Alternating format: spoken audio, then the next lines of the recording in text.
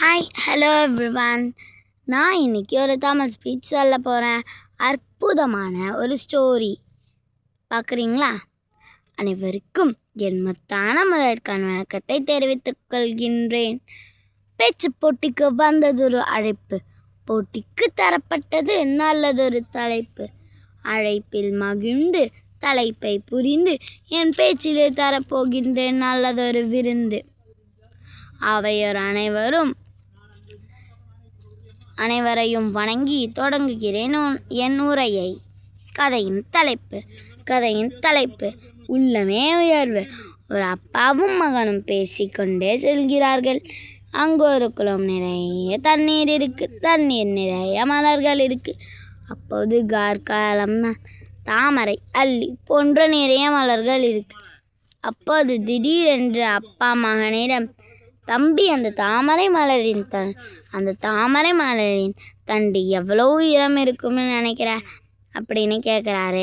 பையனுடனே அவருடைய கையை விட்டு கிட்ட போய் பார்க்குறான். அவனுக்கு ஒரு 8 வயது இருக்கும். அப்பா, இது 12 அடி உயரம் இருக்குப்பா என்றான் மகன். சரியாக சொன்னப்பா என்றார் அப்பா. மகனுக்கு சந்தேகம். இல்லப்பா, 10 அடி உயரம் இருக்குப்பா என்றான் மகன். சரியாக சொன்னப்பா என்றார் அப்பா. திரும்பவும் அவனுக்கு சந்தேகம். உடனே அவன் ஆடையை மடக்கி விட்டு குளத்தில் இறங்கி பார்த்தான். தாமரை மலரை தூக்கி பார்த்தான். அப்பா, இது 12 அடி உயரம் இருக்குப்பா என்றான் மகன். சபாஷ்பா, சரியாக சொன்னப்பா என்றார் அப்பா. மகனுக்கு கோபம். ஏன்பா, உனக்கு என்னவாயிற்று? நான் எதை சொன்னாலும் சரிங்க என்று கேட்டான் மகன். 5 அடினாலும் சரிங்கிற, 10 அடினாலும் சரிங்கிற, உண்மையான உயரம்தான் என்ன என்று மகன் அப்பாவிடம் கேட்டான். அதற்கு அப்பா சொல்கிறாரு, இல்லடா தம்பி, நாம் அந்த தாமரை மலரின தண்டை வச்சு அதன் உயரத்தை தீர்மானிக்க கூடாதுப்பா. அந்த தண்ணீர் இருக்கு பார்த்தியா, அந்த தண்ணீர் உயர அதன் தண்டும் உயர்ந்து கொண்டே இருக்கும். அதுபோல் நம் உள்ளம் உயர நாமும் உயர்ந்து கொண்டே இருப்போம் என்றார் அப்பா. இதை நான் சொல்லவில்லை மகனே, திருவள்ளுவர் சொல்லி இருக்கார். வெள்ளத்தனைய மலர் நீட்டம், மாந்தர்த்தம் உள்ளத்தனையது உயர்வு. இப்போ அந்த மகன் அந்த தாமரையை பார்த்து மிகவும் மகிழ்ச்சி அடைந்தான். வெள்ளம் உயர்ந்தால் மலர் உயரும், உள்ளம் உயர்ந்தால் நான் உயர்வேன் என்று மகிழ்ச்சி அடைந்தான். மானம் பெரியதென்று வாழும் மனிதர்களை மானது சொன்னதில்லையா? தன்னைத்தானும் அறிந்து கொண்டு இருக்க செல்பவர்கள் தலைவர்கள் ஆவதில்லையா? உன்னை அறிந்தால் உலகத்தில் போராடலாம்.